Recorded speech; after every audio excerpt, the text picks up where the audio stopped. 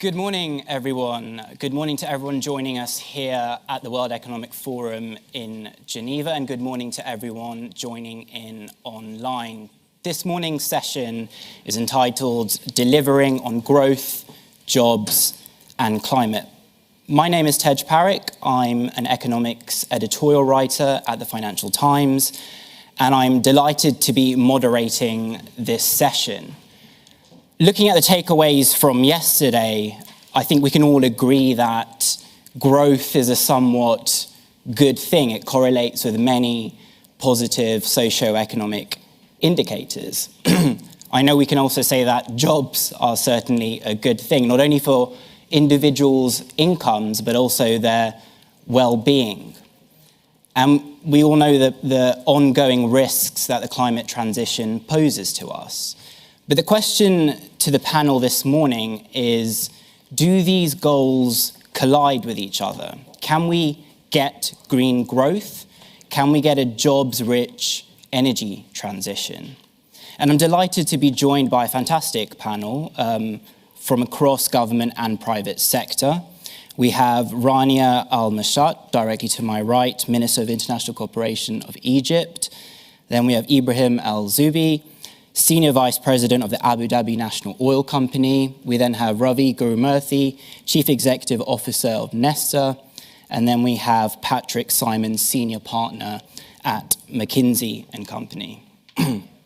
So I think a good way to kick this off is to actually explore if this trilemma actually exists and looking at some of the trade-offs that the government, private sector and organizations face.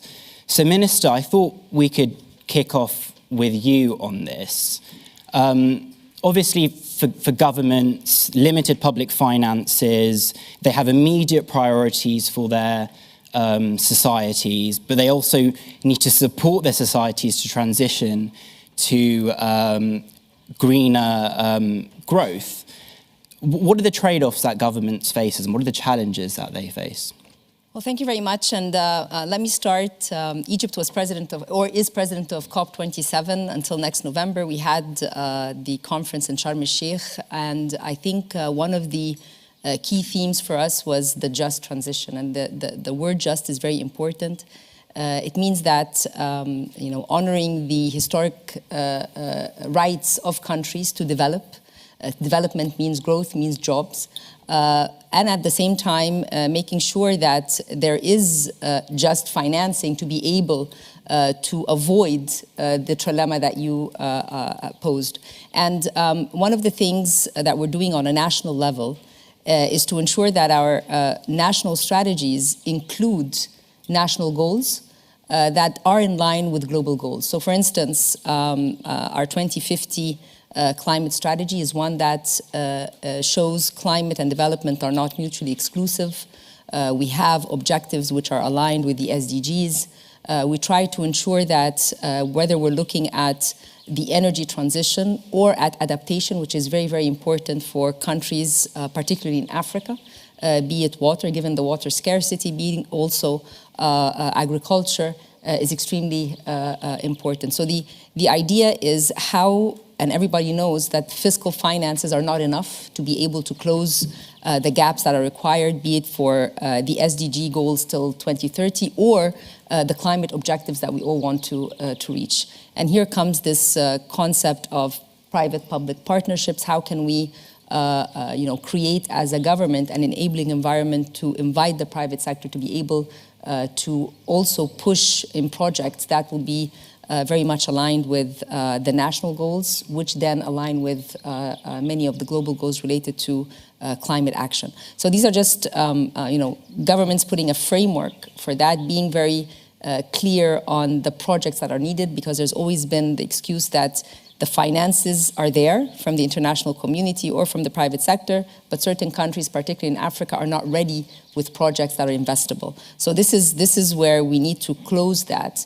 And I conclude by saying, and I said this yesterday, that the global backdrop, the global macro backdrop is so complicated today that the perception of risk is so high, and therefore the elements of, concessionality or just financing to be able to push these investments forward is very, very important. Great. And Patrick, I wanted to get your perspective on this, looking at organizations and businesses, because they also face this challenge in trying to train staff for the sustainable goals. They also need to reform their business models as well. So what are the challenges that leaders are facing?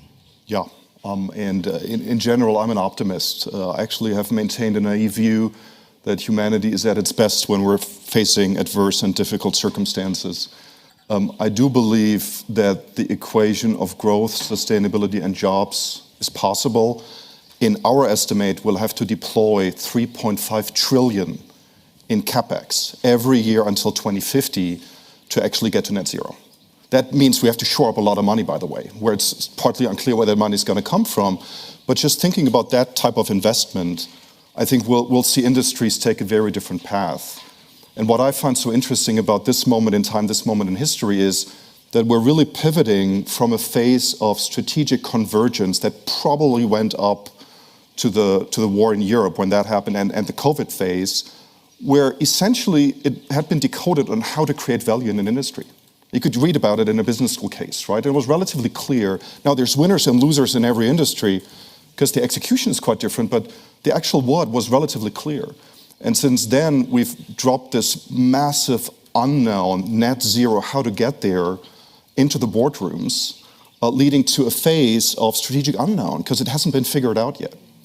And what we typically see is in such a phase that there's a larger wedge being driven between winners and losers, between companies and countries, which we have to manage, that do well, and companies and countries that do less well. Organizations are prepared, or they're trying to prepare. We have seen a massive uptick in the level of questions that are truly tectonic that we're getting from CEOs.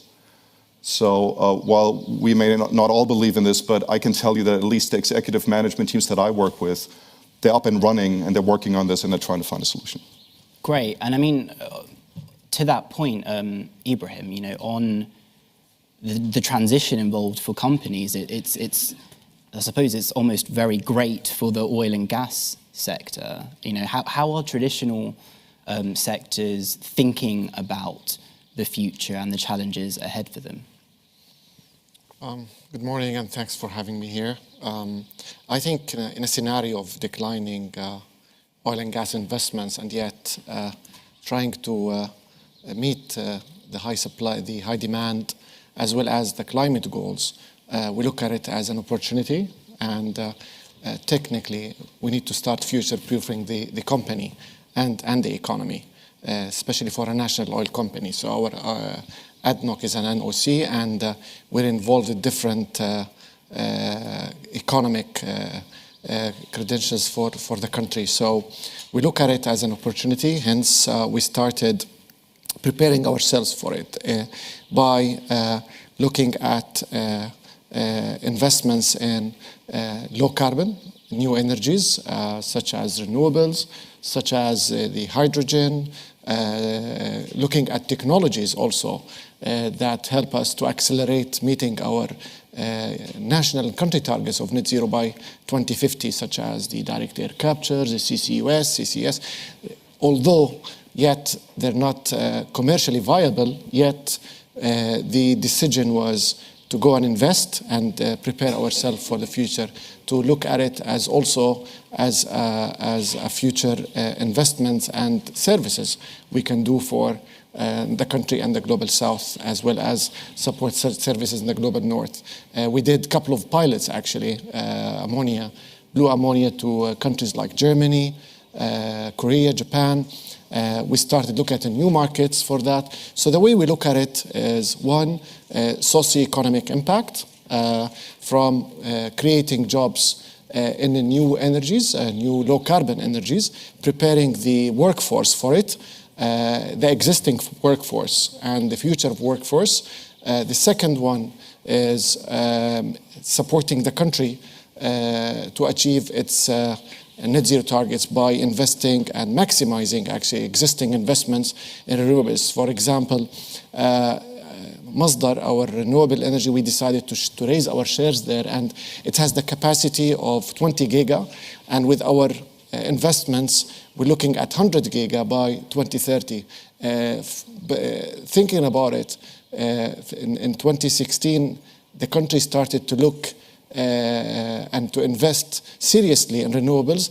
Fast forward, the country has one of the three biggest renewable energy platforms, A, with the lowest cost, and B, going towards even regional supply of clean energy. So for us, again, we look at it as an opportunity, and getting ready for the new low-carbon energy era that we should invest and look at it as the new input for the country and job and the new economy, actually, of the EU and the region. Excellent.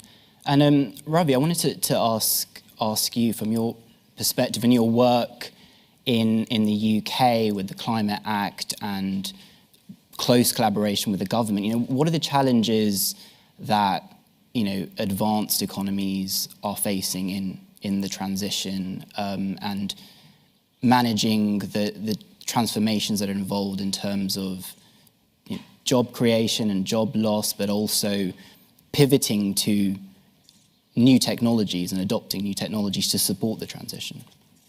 Thank you. I mean, it's interesting, we're talking about a trilemma today that's not the usual trilemma that we would have been doing 2 years ago. Because historically we talk about whether you can make the transition to net zero and keep your energy secure and keep down costs.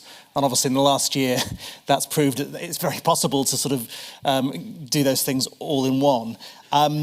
I think you've got to disaggregate the question really by sector, because if I think about some aspects of the net zero transition, it's very clear that it can be good for jobs and good for productivity and growth. So energy efficiency in the home, or the electrification of transport, possibly even the electrification of heating, and certainly the decarbonisation of the electricity system through solar and wind. All of those things can be done at a lower cost than the current system and can generate a lot of productivity enhancements and jobs.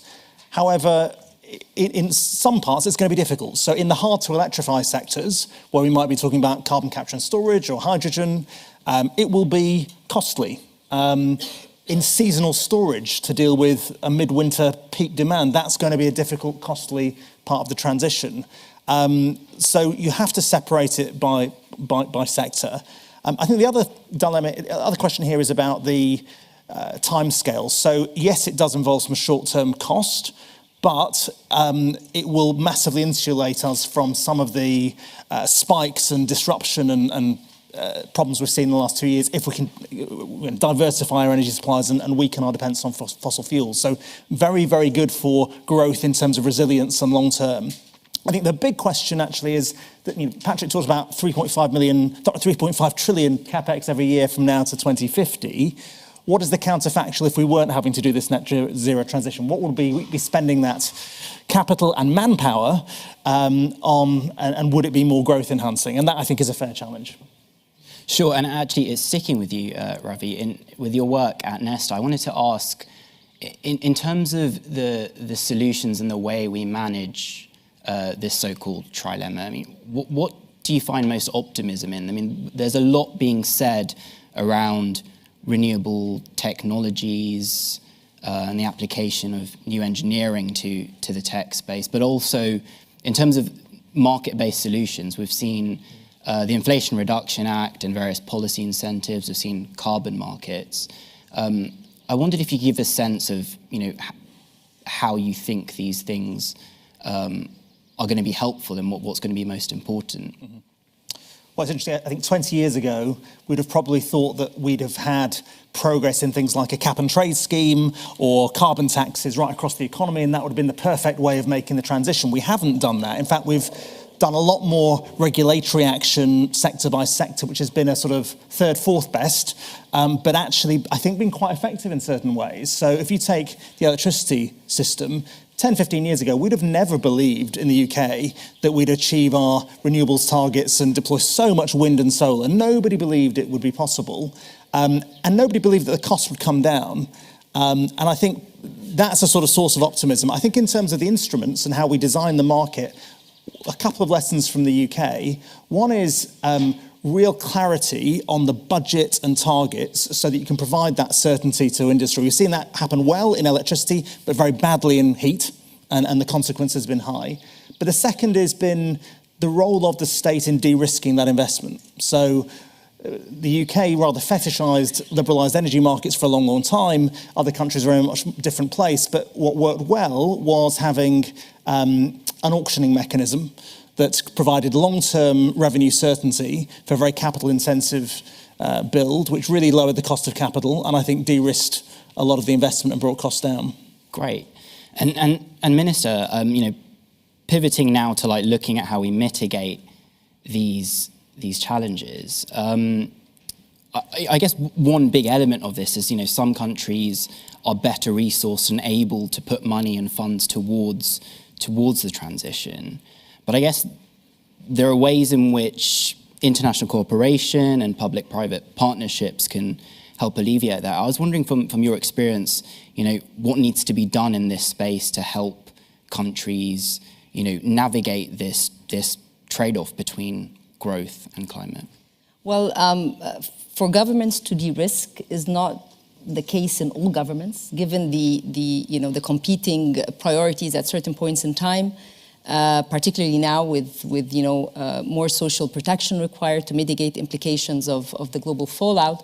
So there needs to be the concept that climate and development are not mutually exclusive. They come together. You need to figure out ways where the climate project, whether it's for adaptation or mitigation, is actually a developmental project that's going to create jobs, bring in private investment, leverage on technologies which might come from elsewhere. But the key is the de-risking item comes from concessional finance. We have the famous 100 billion pledge that was made at COP21, where yet, there's every year accounting of how much of that has materialized, where has it gone, has it been used efficiently. When you look at the continent in Africa, and it's very costly to move into the energy transition. So how are we able to bridge that? And this is where the importance of concessionality and concessionality here, and we had this discussion yesterday, is it concessional loans, are they grants? How can we put that together? There was several examples of the just energy transition platforms which were initiated by the G7. We had South Africa and other countries. But in the continent, it's not only about mitigation. As I mentioned, water security is extremely important.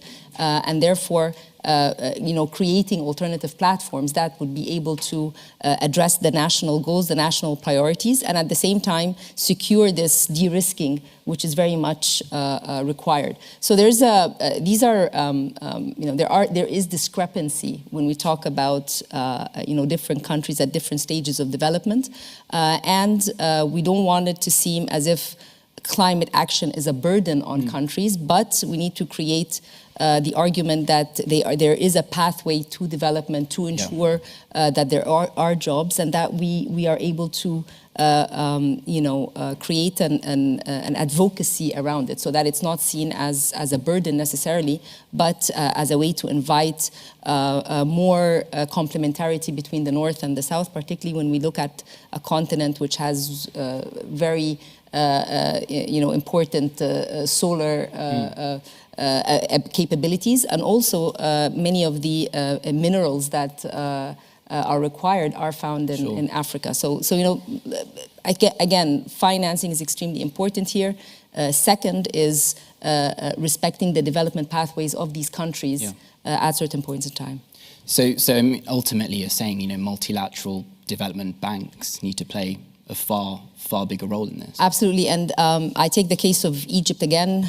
We are not a JETP country because we don't use coal, so we created our own platform, the Nexus of Water, Food and Energy, the NOWAFI platform, and the idea was to bring forward investable projects that could draw in concessional finance to de-risk private sector engagement. So this is We launched this July of last year. At COP, we had several MOUs signed, and by COP28, we want to show that we moved from pledges to implementation on our energy pillar and as well as on our water and food pillar. So this is a country case which is very important because it also can be replicated in other countries in Africa, and the idea is that it's country-led.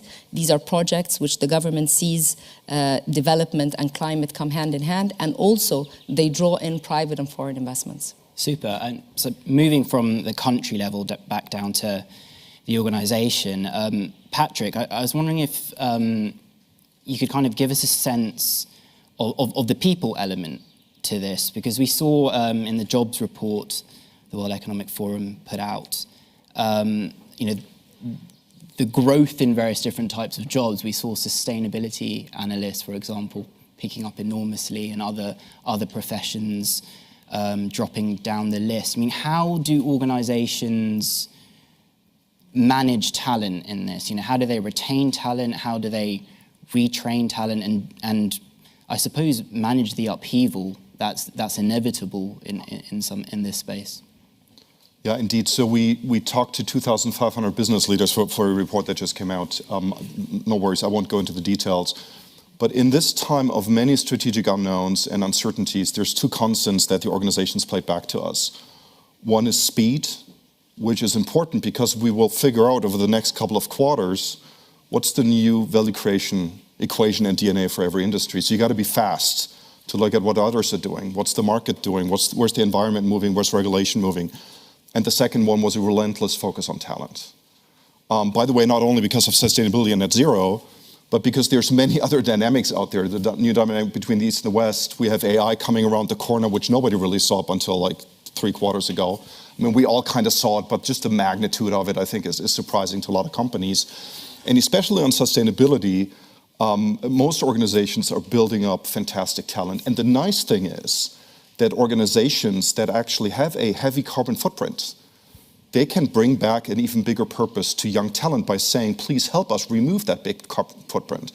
So I'm working with a kind of very old school retailer these days who has hired fantastic talent because they need to get rid of CO2 throughout the entire value chain. By the way, I really like what the minister said also on organizational multilateral connectivity. That's another trend we have observed. Many organizations are now going back throughout the entire value chain, all the way back to the source of production and raw materials to understand what the carbon footprint is. And that's so important because we're all joined by the hip now, right? Probably for the first time in history, there's a global value we all need to reduce, and it doesn't work if only one country reduces it and the other one doesn't, right? So I think that's adding a whole different aspiration on the level of true global citizenship, which I think is the theme of the WEF, right, for organizations. And again, a lot of CEOs are asking us, how can we become these true global citizens that are responsible not only for the business and the market they're in, but for the entire value chain, which I think will be a big contributor to net zero. Sure, fantastic. And Ibrahim, I guess often, oil and gas are kind of seen as the villain of the piece in the transition. But I think what a lot of people don't understand is the people that work in the sector have a lot of transferable skills to the renewables industry. And also, these companies harbour so much knowledge about engineering and infrastructure building that can also be applicable. So I wanted to ask you about, connecting the dots between, what the oil and gas industry is doing now and how it can leap and help governments and private sector to join the dots of the future. Thank you. I'm gonna answer this in twofolds. First, personal one as a sustainability practitioner, and second one, what are we doing actually on the ground as an NOC or even maybe as an industry? One, I just need to remind. I heard sustainability and net zero, so I want to remind myself and colleagues and the audience that sustainability is a triple bottom line approach. Let's not forget that. Planet, profit, people. Remember always that, please. So as much as the climate is a priority, but also the socioeconomic part is part what I've been doing for the last 25 years, and I'm sure most of you. So it's a triple bottom line approach. As a sustainability practitioner, we have targets to achieve on these three triple bottom line. Yes, we have to accelerate our climate ambitions, which I think most of us do, with even hosting a COP event in the region, in Egypt, now in the UAE. So having said that, when I joined the organization 8 or 9 months ago, I was from outside the industry, but I always believed in inclusivity, and I believe the sector that part of why we are right now in such a position is we were not inclusive. We decided to polarize the discussion north and south, us and them, renewables, fossil fuel. We forgot simple basic words that we have one planet. So having said that, when I joined the organization, I looked at the industry. So we have to be pragmatic and realistic. The pragmatic part is fact. The oil and gas industry is a 19th century industry. The system we have on the ground, be it in an OC or IOCs, it's a 20th century. What we are talking right now is 21st century. So technically, my job is to connect 100 years dots within my organization. And UAE has a track record of doing that. We did accelerate. It's a 50 years old nation. And I think my job is not so hard and difficult with the leadership mentality we have. So fast forward within the organization, how to connect the dots. We look at, again, we look at it as an opportunity, as part of a solution. And to do that and to be pragmatic and accelerate the nation's commitment and yet meet our socioeconomic targets as an organization, we've decided to invest in the next 5 years to allocate capital. We talked about capital. So one, be pragmatic. Less talk, more action. More action means allocate money to decarbonize the emissions, the industry, by allocating $15 billion in the next 5 years goes into the following. One, electrification of the operations. So we were the first oil and gas company, actually, globally, that 100% of our operational electricity comes from renewable and nuclear. And that's a fact.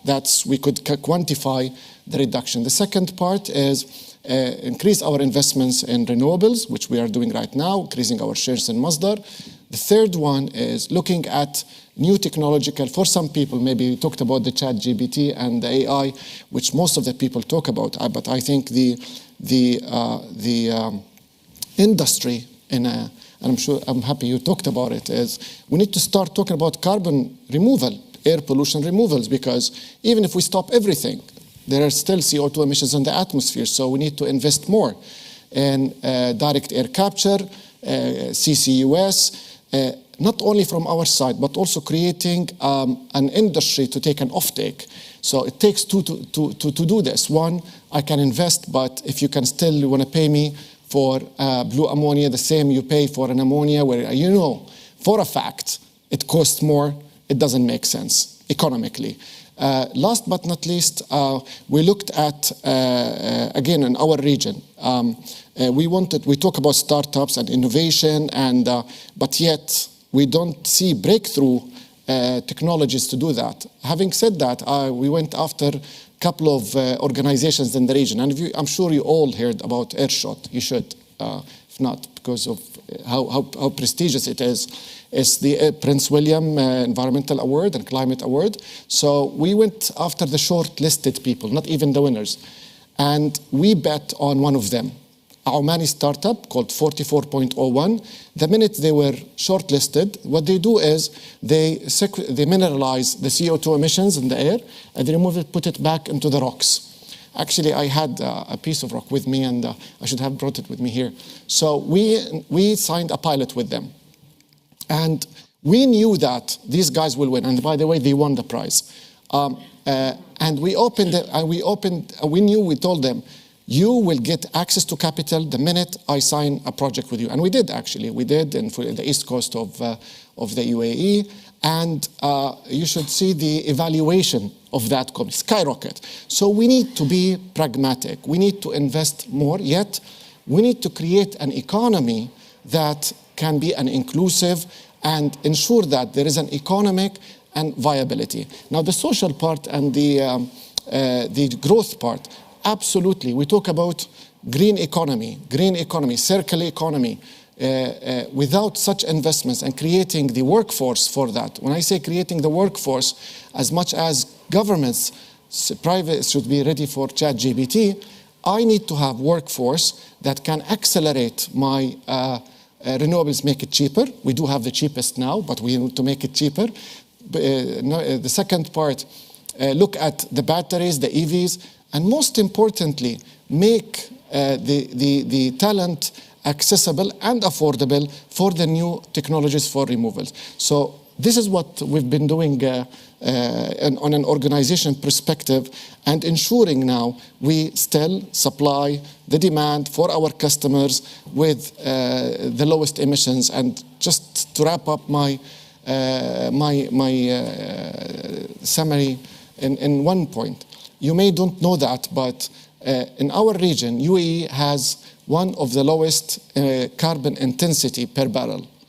So if you even compare, if you want to meet the supply, the demand side, if you have to choose between a barrel between X and Y and Z, well, we have the lowest carbon emissions. So it goes from there. And this is not only because of geology. We are blessed, thanks God, that with the geology we have, but also the state-of-art technology we use on the ground to ensure that we are meeting the demand side and the customer's request with the lowest carbon intensity possible.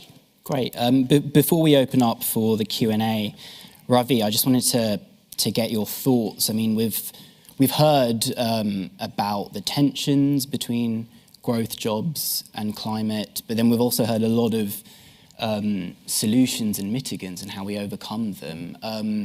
From a civil society perspective, what more needs to be done? We know what needs to be done in terms of the policy recommendations, but how do we move faster? Well, I think there's a role actually for each actor, the state, markets and civil society, in a quite interesting way. So just picking them out in turn, I think markets have to be redesigned in a way that fully reflects the whole system costs, when energy is made, where it's made, because that will make a much more efficient system. The state needs to embrace probably a much richer planning role. You cannot make a rapid transition at the scale and pace we're talking about without the state playing a role saying, look, what is the timescale for phasing out the gas grid? How much grid infrastructure are we going to have to build? How many heat pump engineers are we going to have to deploy to actually make that transition? So there's a very rich planning role which many states perhaps lack the appetite and capacity to do well. But then with regards to civil society, I think the most interesting role for civil society is about trust and the consumer relationship, because there's a big risk that this transition happens in a way that is done to consumers. And to some extent, you can do that when it's about the grid or changing your wind farms. But when you're talking about homes and lifestyles and what people eat and where people travel, it's going to require a lot of consumer and citizen engagement. And that's where I think civil society's got a big role to play to build trust and make this a transition that's with people. Great, fantastic. I'd like to open up the Q&A to the audience now. If you could put your hand up, keep your questions concise, and let us know if you're directing it to a particular panelist or the panel in general. We have a question at the front, and then over there. Thank you very much. I'm Ricardo Hausman from Harvard University. We've talked a lot about what countries need to do to reduce their carbon emissions and their commitments in reducing the carbon emissions. We have not talked about what countries can do to help the world reduce their emissions. Because obviously to reduce emissions, there have to be a lot of investments, and you've talked about them. Who's going to produce the capital goods? Who's going to produce the energy, engineering, procurement, and construction, and so on that the world will need to be able to decarbonize?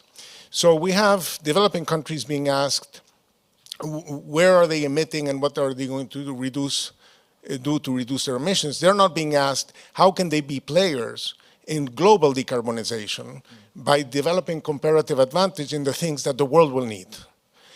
Whether it's minerals, whether it's metals, whether it's capital goods, whether these investment services, and what can they do to produce green energy at home, to produce energy-intensive products in a green way. So I wanted to ask Minister Al-Mashat, and who's president of the previous COP, and President Al-Zubi, who's the head of the next COP, if this issue is really on the table, or is it that every country is only talking about what they do to reduce their emissions? Thank you. Well, thank you, Professor Hausman. And we had this discussion yesterday, and I mentioned that we need to hear your voice more in the UNFCCC, because what you're saying is that we need to look at the supply chain, and the supply chain to produce at the end, whether it's the electric vehicles or the solar panels and so forth. And if we look at Africa or Latin America that have the natural resources to be able to provide, then at each point across the supply chain, they are making a contribution to making the world closer to the 1.5 degree or to the net zero. So currently, it's all about the national determined contributions and how each country is trying to ensure that its overall industrialization and its overall mining is meeting those NDCs. And again, the NDCs are voluntary.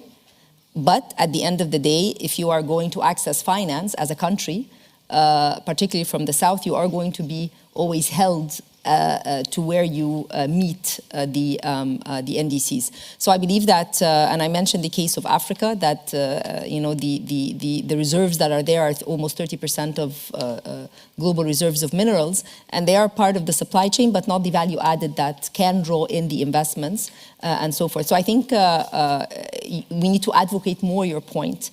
And this is how climate and development, this idea that they are not mutually exclusive, comes into action. And then the comparative advantage of each country moves forward. So we need more of your voice at the UN, at the UNFCCC, and probably at COP28 to be able to push that idea forward. And then when we talk about the financing, you're financing in a way that creates the jobs and creates the development within the countries. Thank you for the question. Briefly, as UAE, we've been doing this in 3 different layers. One, UAE is one of the biggest donors as when it comes to aid. And one of them is supporting and providing energy to nations wherever they are. And this is part of our SDGs commitments. So we talk about the Pacific Islands, you talk about small island states, as well as our support and aid to countries and infrastructure. And the energy is one of the priorities.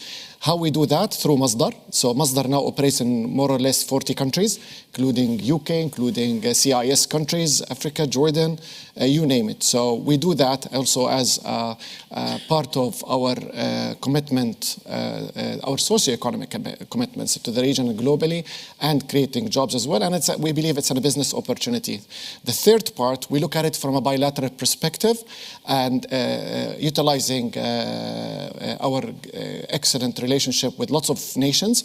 A good example, the PACE, which is the bilateral agreement between the UAE and the US, to invest around $100 billion on energy transition in the 2 countries and other countries as well. And we're trying to copy such an agreement into different scales with other countries. So we've been doing it, and we expect that we do more as well. Great. We had a question over here and one over there. Yeah, my name is Mark Swilling. I'm from South Africa. I chair the Development Bank of Southern Africa. I'm a bit concerned about the narrative here, which is quite unproblematic, smooth going, and it's not the world that I see unfolding. So the IRA Act, the Inflation Reduction Act in the US, is triggering a subsidy competitive war between the US, Europe, and China.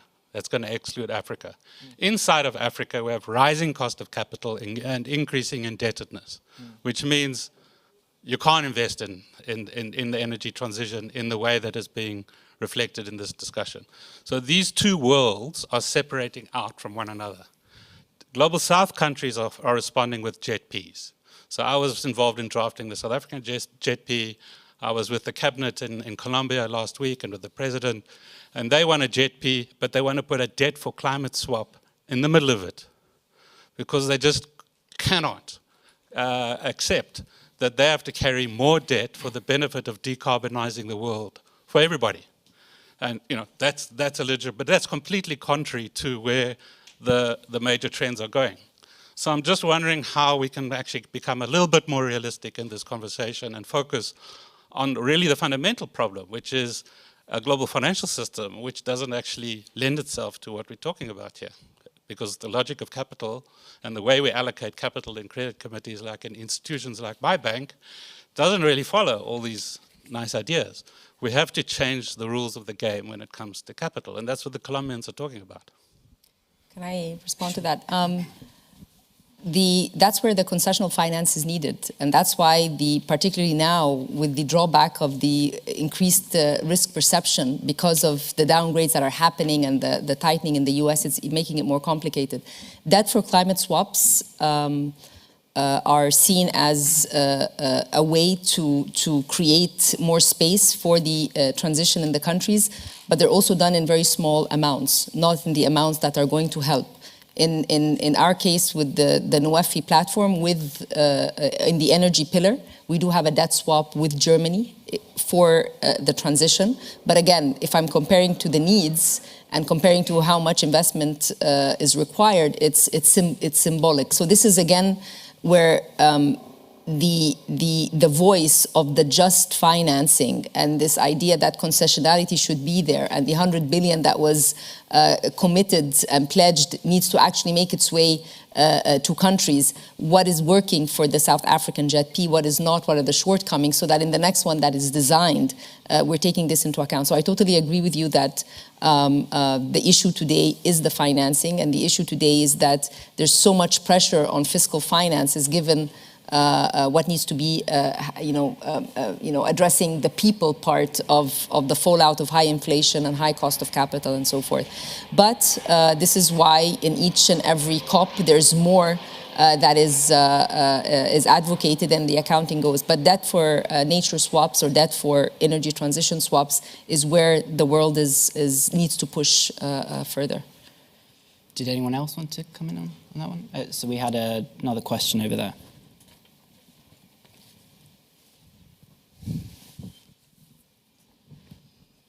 Yes, thank you.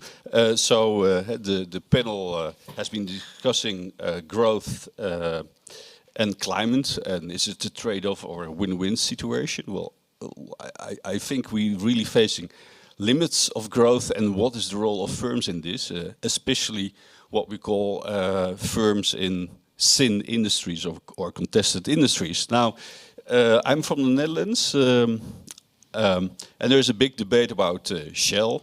They are the largest investor in renewable energy in the Netherlands, but their activities in renewables is only 5% of total activities. So maybe the transition goes too slow, and well-established energy companies have big difficulties of making this transition, and maybe the change should come from outside disruptors, so green new companies. Now, my question is more related to Mr. Ibrahim. Can you tell me what percentage of your activities are based on renewable energies in comparison to fossil, and how could you speed it up? And is the company, because you have a very challenging job, is your company able to really renew into a very sustainable company? Maybe to bring it a little bit broader, what is the role of a consulting firm like McKinsey in this? Well, again, we are an NOC, so as a national oil company, we operate in our country only. We don't operate outside. So just to clarify between, you put Shell there. Shell is an IOC, and you're right about the industry investments. If you compare it dollar to dollar, I think the industry is investing a lot in renewables. So we did increase, again, as I mentioned, we did a really landmark commitment on accelerating the sustainable operations that we have, with the $15 billion allocated by now till 2030, and increasing our shares to being a major shareholders in in Masdar, and to give you numbers, they have the capacity of 20 giga. We have to increase the capacity to 100 giga by 2030, as well as accelerating low carbon energies such as the hydrogen. So we're in an early stage, I would say, just for two reasons. One, the access to the technological innovation is not there yet. So I am not sure anyone can give on the how, even on a state level or a corporate level, from an industry, from our industry or outside the industry. So I think that's a challenge for everyone, because the technological innovation we have now is just not up to speed, and it's not commercially viable, and yet as an NOC we have to meet our national commitments. But just to give you the way we look at it as an NOC, while we're doing our business, again providing our customers with low carbon intensity energy, we looked at this from early stages. It did not start with me. It started since inception in the 70s. A good example is flaring. When we have a zero, we were in the 70s, when you have a zero routine flaring policy, and to have a commitment to be near zero methane by 2030, but as per the UN standards, less than 0.15 by 2025. So this is for me a sustainable practices for the industries, yet to meet the energy trilemma you talked about. We are aware of the target of the nation by 2050 and what our president put for us when he mentioned about the last barrel of oil by 2050. And we're working towards that, and we are on track to achieve that. That's what I can say. Patrick, did you have any follow-ups on? I wasn't sure if that question was for me or for Ibrahim. No, we tend to think that we can be helpful in cracking tough strategic problems. And I think what I can say is that every single industry is working hard on making that problem work. And I'm seeing massive progress in just the amount of CO2 that's taken out of production, from steel, basic materials, to consumer goods companies. I think the tougher problem is the one that the gentleman from South Africa and Ricardo raised. How can we create a new, sorry for the wordplay, Ricardian economics that brings together a different way of exchanging comparative advantage? What gets me worried is that, yes, we can export clean tech to developing countries and ask for materials and mining in return, but these countries need that already to drive competitive advantage, right? So it's going to be a very difficult question to solve. What gets me optimistic is actually that we're all, as I said, joined by the hip. Yes, the subsidies and the programs may not yet be fully effective, but at the end of the day, all of this will only work if every country can progress and stay low on CO2. So, fantastic. We'll unravel. Sadly, we've now reached the end of our time. I wanted to thank the panel for an excellent discussion and the audience for super set of questions. I think the conclusion is, you know, there isn't necessarily a trilemma here. We can have a green growth, we can have a jobs-rich transition. Theoretically, we can. We've already spoken about some of the solutions in order to achieve that. But I think with the interjections from the audience, you know, I think the essence of this is coordination. And between the states, markets, jobs and employers, and even on a diplomatic level. And I think that really much speaks to what forums like this is all about, trying to coordinate all of these actions together. So thank you very much for your time, and I look forward to seeing you around the conference.